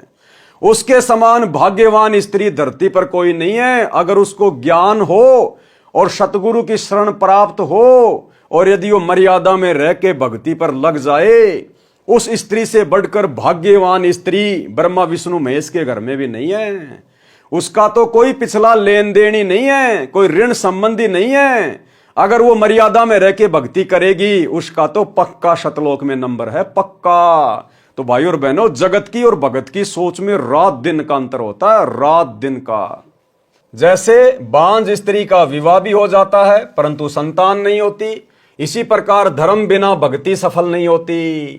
उल्टा सुनहा कुत्ते का जीवन प्राप्त करता है। सतगुरु से दीक्षा ली नहीं, अन्न की सांठ नहीं की, यानी अन्नदान भोजन नहीं कराया, नहीं किया तो कुत्ता बनकर घर घर जाता है। कहीं कहीं उसकी कमर पर मुगदर लगाया जाता है, हाय हाय करता फिरता है। धर्म किए बिना आत्मा की संतुष्टि नहीं होती, धर्म बिना धापे नहीं यो प्राणी प्रपंच। धर्म किए बिना आत्मा की संतुष्टि नहीं होती, अन्य सब परपंच हैं। यदि पिछले जन्म में या इस जन्म में दान किया है तो धन मिलेगा, अन्यथा कुछ नहीं मिलेगा। वाणी नंबर 1187 1192 का सरलार्थ। बलि राजा ने 100 यज्ञ की थी, परमात्मा 52 रूप धारण करके आया था। कौन परमात्मा? सतगुरु रामपाल जी भगवान, ये कबीर भगवान। ये धर्म का प्रभाव था कि परमात्मा को आना पड़ा। राजा बलि भगत प्रहलाद का पोता था, पिता का नाम बैलोचन था। राजा बलि ने 4 यज्ञ की थी, 52 रूप परमात्मा को आना पड़ा। यानी जहां पर धर्म होता है, धर्म, वहां मजबूरन परमात्मा को आना पड़ता है। क्या समझे? वर्तमान में सबसे बड़ा धर्म कहां हो रहा है, कौन कर रहा है? अपने गुरु को इष्ट मानकर गीता अध्याय 3 श्लोक 13 के अनुसार घर घर भोग कौन लगा रहा है? अरे राजा बलि ने यज्ञ तो किया था, भंडारा तो किया था। किसको जिमाया? दुनिया को। आप और हम किसको जिमा रहे हैं? अपने इष्ट को, जो पूरे संसार का पालन पोषण कर रहा है। उस परमेश्वर को खुश करने के लिए उसके विधान अनुसार उसको इष्ट मानकर भोग लगा रहे हैं घर घर में। इससे बड़ा धर्म यज्ञ संसार में कोई दूसरा नहीं है। राजा बलि का धर्म यज्ञ भी फैल है इस धर्म के आगे, जो धर्म वर्तमान में सतसेवकों के घरों में प्रतिदिन हो रहा है। अपने गुरु को इष्ट मान के भोग लगाया जा रहा है। राजा बलि के द्वारा 100 यज्ञ करना और सतसेवकों के द्वारा एक समय अपने गुरुदेव भगवान को भोग की आरती के साथ भोग लगाना, उसके 100 यज्ञ के ऊपर भारी है, 100 यज्ञ के ऊपर। तो जब राजा बलि के यज्ञ के कारण परमात्मा को 52 रूप धारण करके आना पड़ा, तो क्या आज हम सतसेवकों के घरों पे परमात्मा नहीं आएगा? परमात्मा ने देखा रे ये तो तीनों टाइम भोग लगाते हैं, सुबह भी, दोपहर भी, शाम भी। फिर मेरे को सुबह भी आना पड़ता है, दोपहर भी आना पड़ता है, शाम को भी आना पड़ता है। तो परमात्मा ने प्रेरणा की कि बच्चों तुम तो मेरा बेड ही लगा दो। अब मैं तीनों समय हिसार जेल से आता हूं जाता हूं, तुम एक काम करो, मेरा बेड लगा दो, मैं यही ना बैठ जाऊंगा। भाई मुझे जेल में बैठना, मुझे यहां बैठना, तो क्यों ना मैं यहीं बैठ जाऊं, बार बार आना तो नहीं पड़ेगा। तो परमेश्वर अपने प्रत्येक बच्चे के घर में विराजमान है, जो गुरु को इष्ट मान के भोग लगाते हैं। क्या कह रहे हैं परमात्मा? आना पड़ता है भगवान को। और हम तो परमात्मा से विशेष विनती करते हैं। अरे राजा बलि तो केवल इंद्र का राज्य प्राप्त करने के लिए धर्म यज्ञ कर रहा था, मोक्ष के लिए नहीं कर रहा था।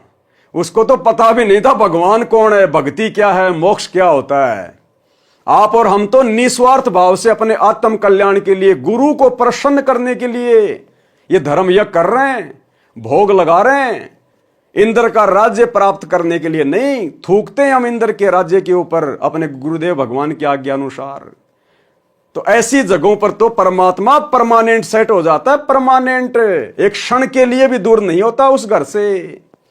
और फिर हम तो परमात्मा से अर्ज करते हैं, उनका भोजन भंडारा लगा के क्या विनती करते हैं हे परमपिता परमात्मा, सारी सृष्टि के रचनहार कबीर परमेश्वर सतगुरु रामपाल जी भगवान, आप जी का भोग प्रसाद तैयार है। आप अपनी पवित्र रसना से इसे पवित्र करने की कृपा करें। हे परमेश्वर, भोग प्रसाद बनाते समय, लगाते समय या भोग की आरती करते समय यदि हम तुच्छ बुद्धि जीवों से कोई त्रुटि रह जाए तो परमेश्वर हमें तुच्छ जानकर क्षमा करना। जब हम परमात्मा से अरदास कर रहे हैं तो क्या परमात्मा अपनी पवित्र रसना से उस भोग प्रसाद को ग्रहण करके हमारे लिए पवित्र नहीं करेंगे क्या? हो ही नहीं सकता कि परमात्मा ना आए और भोग ग्रहण ना करें। ये तो अनंत कोटि कलाओं का स्वामी है। अगर पूरी सृष्टि जिसमें अरबों खरबों जीव हैं, अगर सभी परमात्मा को तीनों समय भोग लगाएं, ये परमात्मा तो प्रत्येक के पास में भिन्न भिन्न रूप बना के सूक्ष्म रूप में प्रकट हो जाएगा। इतना समर्थ है। गरीब सब पदवी के मूल हैं, सकल सिद्धि हैं तीर, और दास गरीब सत्य पुरुष भजो, अविगत कला कबीर। अरे जब काल एक जीव 1000 कला का स्वामी है, 1000 रूप बना सकता है। अक्षर पुरुष एक जीव है, 10,000 कला का स्वामी है, 10,000 रूप बना सकता है। और सतगुरु रामपाल जी भगवान अनंत कोटि कलाओं के स्वामी हैं। इनके लिए तो कुछ भी मुश्किल नहीं है।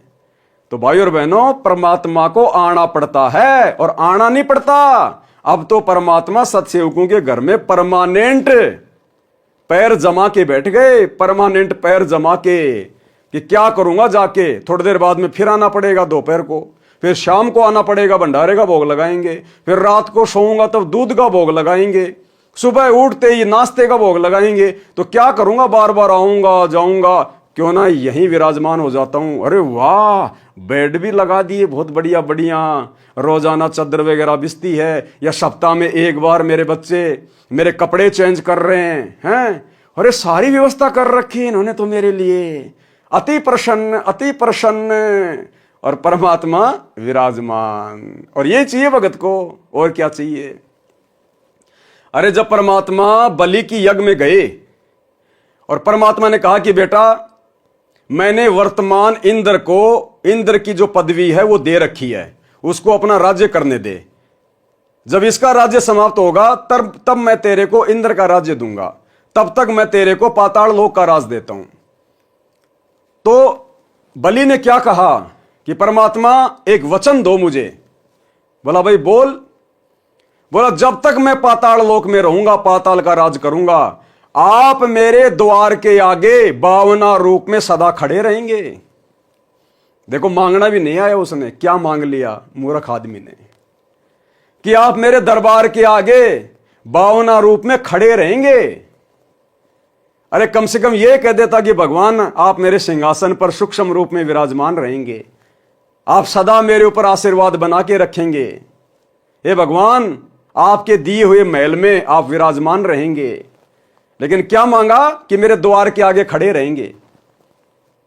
तो जब वो परमात्मा उस बलि के कहने पर और उसके दरवाजे के आगे खड़ा रह सकता है, जब तक बलि ने पाताल का राज किया, आप और हम भाई बहनों ने तो उसी परमात्मा की प्रेरणा से, देखो आप और हमारा कोई सहयोग नहीं है, कोई रोल नहीं है, हम जीव हैं 2 कोडी के, करे करावे साइया। आज तो हम भाई बहनों ने परमात्मा के लिए सुसज्जित बेड लगा दिए, आसन लगा दिया। आज तो परमात्मा निष्फिक्र होकर यूं पीछे हाथ लगाकर यूं लेटेंगे मालिक आराम से, मजे से। तो भाई और बहनों, आप और हमारा सौभाग्य, परम सौभाग्य। इसलिए परमात्मा कहते हैं बच्चों अपनी आत्मा को सराया करो। हम सत्सेवकों के लिए कहते हैं परमात्मा। बलि राजा ने 100 यज्ञ की थी, परमात्मा 52 रूप धारण करके आया था। यह धर्म का प्रभाव था कि परमात्मा को आना पड़ा, परमात्मा को आना पड़ा। राजा बलि भगत प्रहलाद का पोता था, पिता का नाम बैलोचन था। राजा बलि ने 4 यज्ञ की थी, 52 रूप परमात्मा को आना पड़ा। वाणी नंबर 1190 1191। गरीब एक यज्ञ है धर्म की, दूजी यज्ञ है ध्यान, तीजी यज्ञ है हवन की, चौथी यज्ञ परिणाम। गरीब 4 वेद का मूल सुन, सब संवेद संगीत, बलि को ये चारों कैरी 52 उतरे प्रीत। सरलार्थ, जो 4 यज्ञ राजा बलि ने की वे हैं धर्म यज्ञ, ध्यान यज्ञ, हवन यज्ञ और प्रणाम यज्ञ। बलि को कुछ समय के लिए पाताल लोक में छोड़ दिया है। क्या कह रहे हैं गुरुदेव? शब्दों को पकड़ना भाई और बहनों। गुरुदेव कह रहे हैं कि बलि को वर्तमान में कुछ समय के लिए पाताल लोक में छोड़ दिया है। यह शब्द कौन कहेगा? जिसने खुद छोड़ा है। लिख कौन रहे हैं? गुरुदेव भगवान। क्या कह रहे हैं? शब्दों को पकड़ना। बलि को कुछ समय के लिए पाताल लोक में छोड़ दिया है। अगर छोड़ने वाला कोई और होता तो यह लिखते कि बलि को कुछ समय के लिए पाताल लोक में छोड़ दिया था। तो गुरुदेव भगवान स्वयं वो परमात्मा है जो बलि के पास में 52 रूप धारण करके गए थे। बलि को कुछ समय के लिए पाताल लोक में छोड़ दिया है। वह वर्तमान इंद्र के शासन काल को पूरा होने के बाद इंद्र की गद्दी पर बैठकर स्वर्ग का राज करेगा। इतना अमर किया है बलि को। और उसके बाद क्या होगा? उसके बाद फिर 84 लाख योनियों में गधा, कुत्ता, शुअर बनेगा। देखो, परमात्मा तो उसके पास भी गया और जाने के बाद भी क्या मिला उसको? वर्तमान में वो पाताल का राजा, उसके बाद देवताओं का राजा बनेगा, इंद्र बनेगा। और इंद्र की योनि कहां से शुरू होती है? गधे से। तो आप और हम कितनी पुण्य आत्मा है उस परमात्मा की। इसलिए गुरुजी कहते हैं बच्चों अपने भाग्य को सराहो कि तुम फाइनल स्टेज पे आ गए। तुम्हारा कुछ भी लेन देन बाकी नहीं है यहां, कुछ भी। और वर्तमान का जो भी थोड़ा बहुत है वो इस भक्ति से परमात्मा काट देगा। तुम्हारा तो अगला कदम शतलोक में है, अगर दृढ़ होकर भक्ति पर टिके रहे तो। बलि को कुछ समय के लिए पाताल लोक में छोड़ दिया है। वह वर्तमान इंद्र के शासन काल को पूरा होने के बाद इंद्र की गद्दी पर बैठकर स्वर्ग का राज करेगा। बस इतना अमर किया है बलि को। दान करने से मानव शरीर भी मिलता है। उसको मिलता है जो गुरु बनाकर धर्म करता है, यज्ञ करता है। एक बार दुर्भिक्ष गिरा था, यानी अकाल गिरा था। एक धर्मात्मा ने प्रतिदिन 1 आंजला यानी 1 मुट्ठी चनों की बाखड़ी बनाकर प्रत्येक व्यक्ति को बांटता था। वह सेठ उसके धर्म के कारण कई बार चक्रवर्ती राजा बना। एक भयंकर अकाल पड़ा था और एक सेठ था, उसने बाकड़ी होती है जैसे गेहूं होता है, गेहूं को पानी में गर्म किया जाता है बहुत ज्यादा, वो फूल जाती है, नरम हो जाती है, उसको बाकड़ी कहते हैं। उसमें कुछ मीठा वाठा मिला के लोगों को बांट दिया जाता था। जब हम पहले छोटे छोटे थे और जब किसी के घर में कोई रिश्तेदार आता था तो उसके गीत गुआए जाते थे। जब वो शाम को खाना खाता था तो गांव की औरतें इकट्ठा होकर गीत गाती थी और गीत गाने के बाद में फिर क्या मिलता था सबको? 1-1 मुट्ठी बाकड़ी की। वो खाया करते थे हम लोग। उस बाकड़ी के चक्कर में दास उस 1 मुट्ठी बाकड़ी के चक्कर में और रात के 10 बजे तक अपनी माता जी की गोद में बैठा रहता था, कब बाकड़ी मिलेगी, कब ये गीत समाप्त होंगे। तो चाहे वो चने उबालो चाहे गेहूं उबालो, उसको कहते हैं बाकड़ी। तो उस सेठ ने जो बाकड़ियां बांटी थी उस अकाल के समय में, उसके बाद उसके प्रतिफल में, बस इतने से दान धर्म के प्रतिफल में कई बार पूरी पृथ्वी का राजा बना, चक्रवर्ती। देखो, दान धर्म तो बहुत सारे लोग करते हैं, लेकिन उसने विशेष परिस्थिति में वो बाकड़ियां बंटवाई थी जिस समय लोग भूखे मर रहे थे, जिस समय लोगों को उसके भोजन की अति आवश्यकता थी। तो ऐसी परिस्थितियों में किया गया दान धर्म विशेष लाभ देता है। वाणी नंबर 1194 से 1195। गरीब नाम सरीखा दान है, दान सरीखा नाम, सुन ही को भोजन दिया, तीनों छिके बलि जाम। गरीब बुढ़िया और बाजीद जी, सुन ही के आनंद, रोटी चारू मुक्ति है, कटे गले के फंद। सरलार्थ, एक समय बाजीद राजा राज्य घर त्याग कर जंगल में साधना कर रहे थे। एक कुतिया ने 8 बच्चों को जन्म दिया। उसको बहुत भूख लगी थी। एक बुढ़िया अपनी 4 रोटी कपड़े में बांधकर खेत में काम के लिए जा रही थी। बाजिद ने कहा, माई इस कुतिया को 1 रोटी डाल दो, ये भूख से मरने वाली है, साथ में 8 बच्चे और मरेंगे। बुढ़िया चतुर थी, उसने कहा मेरे खून पसीने की कमाई है, ये कैसे दे दूं। संत ने कहा कैसे रोटी डालोगी? बुढ़िया ने कहा आप अपनी भक्ति का चौथा भाग मुझे दे दो, यानी संकल्प कर दो, मैं रोटी डाल दूंगी। संत ने अपनी साधना का 1/4 भाग संकल्प कर बुढ़िया को दे दिया। ये गलती वर्तमान में आप और हम भगत भाई बहनों ने नहीं करनी है। हमने अपनी भक्ति का एक अंश भी किसी को दान नहीं करना, चाहे कोई भूख से मर रहा तो मरने दे। भगवान आया धरती पे, भगवान का रास्ता बता दे, भक्ति कर, अपना आत्म कल्याण करवा। हाँ, नॉर्मल तरीके से हमारे कोई घर पे आता है, इज्जत करो, भोजन खिलाओ। रास्ते में आपको कोई भूखा व्यक्ति मिल जाता है, भूखा है, उससे पूछो, वो कहे हाँ भाई मुझे भूख लग रही है, कहीं भी रोटी लेके उसको खिला दो, कोई फल फ्रूट खिला दो, कोई बिस्कुट वगैरह उसको जो है वो खिला दो। लेकिन हमने अपनी भक्ति का 1% भी अंश किसी को दान नहीं करना। अगर ऐसा कोई छलबल हमारे साथ में काल प्रेरणा से कोई करे तो, कोई मर रहा तो मरने दो, हमने राजा जनक जैसी गलती नहीं करनी। परमात्मा कहते हैं दया बिना दरवेश कसाई। दरवेश यानी साधु, जिसके मन में दया नहीं है, जिसके हृदय में दया नहीं है, वो भगत भी कसाई के समान है। लेकिन भाई और बहनों, हमने ऐसी दया भी नहीं दिखानी जिसके दिखाने से हमारी भक्ति नष्ट हो जाए। कलयुग की पिछली पीढ़ी है, ज्ञान को आधार बनाना पड़ेगा। बुढ़िया ने 1 रोटी कुतिया को डाल दी, फिर भी कुत्ती भूखी थी। करते करते 4 रोटी कुतिया को डाल दी और संत बाजीत जी ने अपनी सर्व भक्ति कमाई उस बुढ़िया को संकल्प कर दी, जिससे कुतिया तथा उसके बच्चों का जीवन बचा। रोटी देने से माई को भक्ति की कमाई प्राप्त हुई और बाजिद की भक्ति पुण्यहीन हो गया, परंतु कुतिया और उसके बच्चों को जीवन दान देने के कारण स्वर्ग प्राप्ति हुई। फिर स्वर्ग से कहां जाएगा? उसी काल के जाल में। गरीब राजा की बांदी होती, रोटी देत हमेश, चक्कर भये हैं दहु दिशा, जीते जंग नरेश। सरलार्थ, एक राजा की बांदी यानी नौकरानी धार्मिक थी। वो प्रतिदिन गरीबों को रोटी बांटती थी। उसके कारण उस राजा ने कई राजाओं पर विजय प्राप्त की। उसका राज्य विशाल हो गया। जब उसने किसी ज्योतिष से पता किया तो पता चला कि तेरी नौकरानी के द्वारा तेरे खजाने से किए रोटी के दान से तुझे ये सफलता मिली है। वाणी नंबर 1192 1202 का सरलार्थ पूर्व में वाणी नंबर 41-47 के सरलार्थ में कर दिया है। वाणी नंबर 1203 का सरलार्थ पहले इसी अंग में कर दिया है। एक समय देवताओं और राक्षसों का युद्ध हुआ। एक राक्षस किसी भी शस्त्र से नहीं मर रहा था। एक ऋषि ने बताया कि इसकी मृत्यु ऋषि दधीची की हड्डी के तीर से होगी। ऋषि दधीची ने अपने पैर की हड्डी दान कर दी, तब वह राक्षस मरा। यह परमार्थ केवल महात्मा ही कर सकता है। लेकिन भाइयों और बहनों, हमने वर्तमान में ऐसी कोई गलती नहीं करनी है। आज हमने उसी जगह पर दान धर्म करना है जैसा हमें गुरुजी ने बताया है।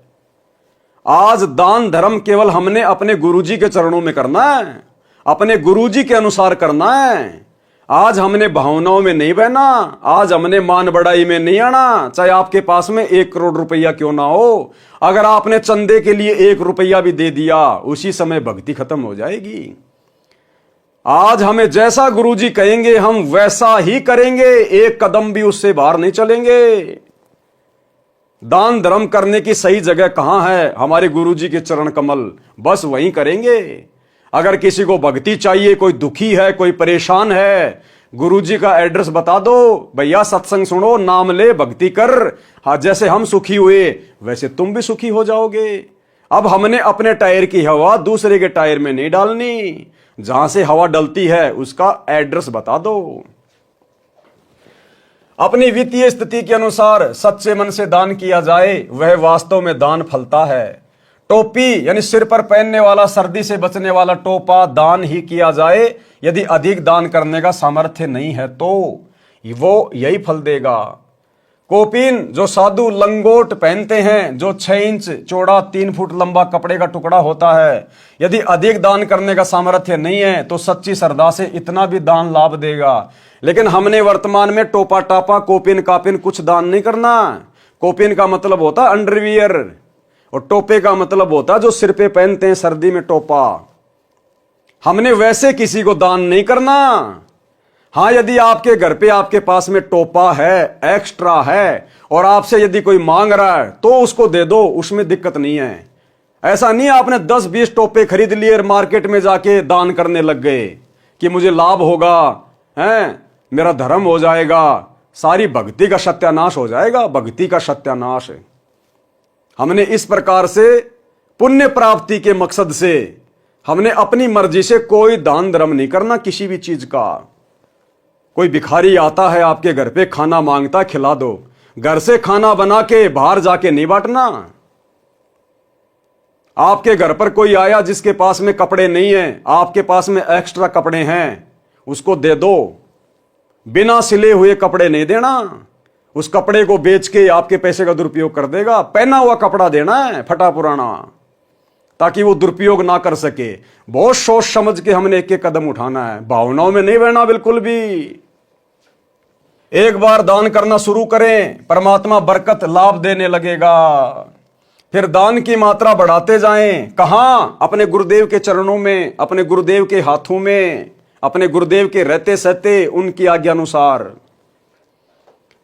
बताया है कि जब पांडवों को श्राप देने ऋषि दुर्वासा 88,000 ऋषियों की सेना लेकर गया, तब पांडव जंगल में 13 वर्ष का वनवास काट रहे थे। उस समय परमात्मा श्री कृष्ण रूप में पांडवों के पास गए। एक शाक का पत्ता ही दान किया गया, उसी से 88,000 ऋषि तृप्त हो गए।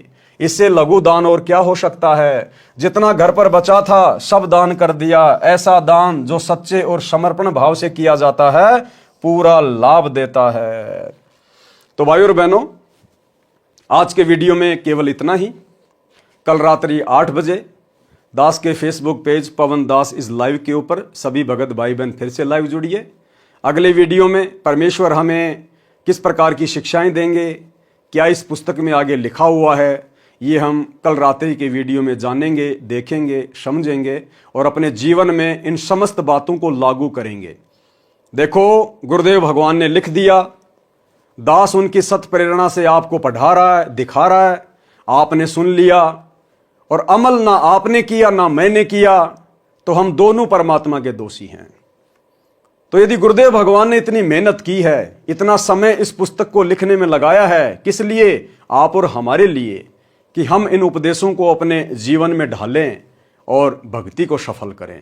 तो हमने इन समस्त बातों को अपने जीवन में साथ में लागू भी करते हुए आगे बढ़ना है, तभी इसको पढ़ने और पढ़ाने का कोई फायदा है।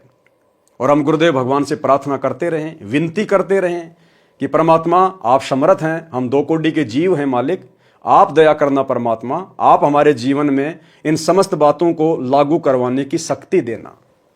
तो भाइयों और बहनों, आज की वीडियो में केवल इतना ही। गुरुदेव भगवान हम सबको आज्ञा दे, इजाजत दे, आशीर्वाद दे। बंदी छोड़ सतगुरु रामपाल जी भगवान की जय हो।